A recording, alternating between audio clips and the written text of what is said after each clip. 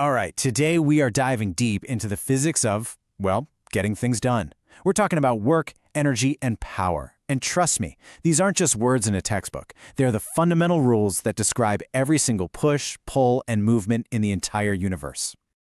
So let me ask you this. You've had a long day, right?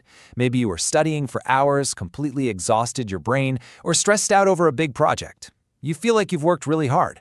But get this, a physicist might look at you and say, nope, you haven't done any work at all. Let's figure out what on earth that means.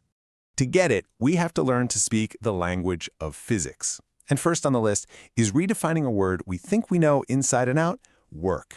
See, in physics, work has a super strict definition. It has nothing to do with mental effort or how tired you feel. It's all about a force actually making an object move. If there's no movement, there's no work. It's that simple.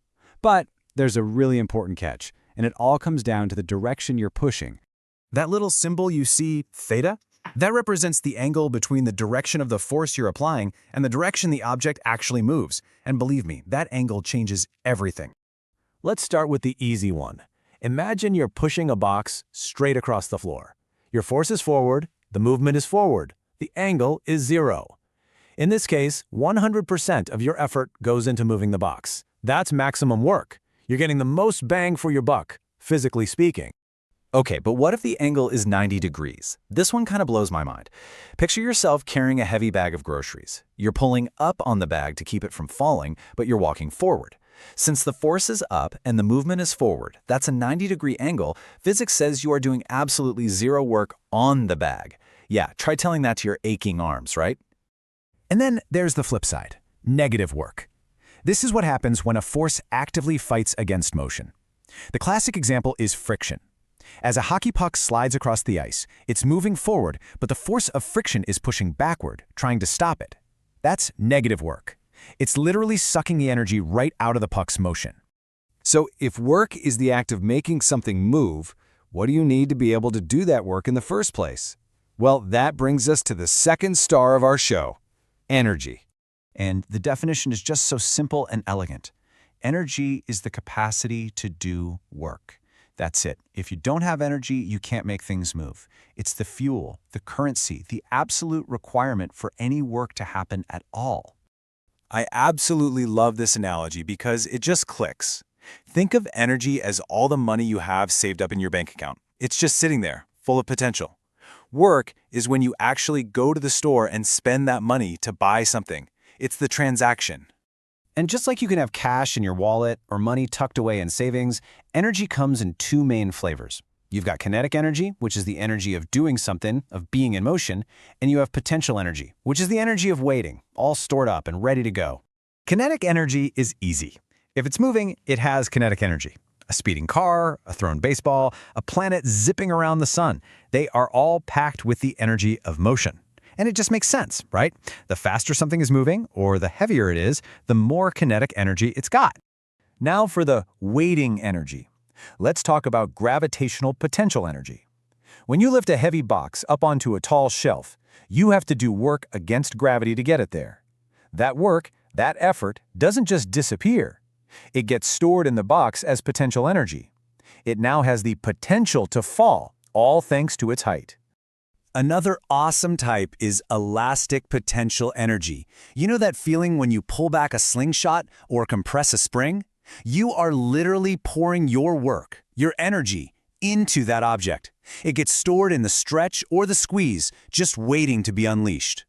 So we have this energy of doing and this energy of waiting, and they are constantly interacting, swapping back and forth. This brings us to what might be the single most important, most fundamental rule in all of physics.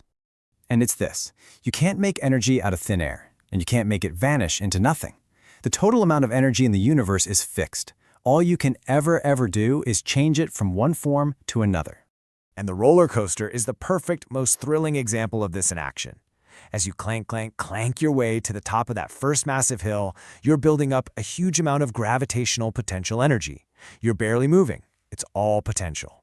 Then, whoosh, as you dive down, all that stored up energy of height gets converted into the pure, exhilarating energy of speed, kinetic energy. So here's the cool part. At any single point on that track, The top, the bottom, halfway through a loop. If you could pause time and add up the potential energy and the kinetic energy, the grand total would always be the same. As one goes down, the other goes up. It's a perfect, constant balancing act. Okay, we've covered work and energy. But there are two final pieces to this puzzle that we deal with every day in the real world: how fast we use energy and how well we use it. First up, power. Power isn't about how much work you do. It's about how fast you do it. Imagine two weightlifters both lifting the same 200-pound barbell over their heads. They both do the exact same amount of work. But if one does it in 2 seconds and the other does it in 1 second, the second lifter is twice as powerful. It's all about work over time. We measure this in a unit you've definitely seen before: watts. A watt is simply a rate. It means 1 joule of energy being used every single second. So when you see a 100-watt light bulb, that's what it's telling you. It's burning through 100 joules of electrical energy every second it's on. But here's the catch. Does all of that energy get turned into what we want it to be? For that light bulb, does all 100 joules become light? Not even close. And this is where the idea of efficiency comes in. It's like a grade that tells you how much of the energy you put in actually becomes the useful work you wanted. And let me tell you, most things in our world are shockingly inefficient. A standard car engine is a perfect, if slightly depressing, example. You pour all this chemical energy in as gasoline, but only about a quarter of it, just 25%, actually gets used to turn the wheels and move the car. The rest is just, well, lost as waste heat, sound, and friction. And that brings us to one last big question. We just established that energy is never really lost, right? It can't be destroyed, only transformed. So that giant 75% chunk of wasted energy from the car, it doesn't just vanish. It has to go somewhere. So where does all that energy from our cars, our lights,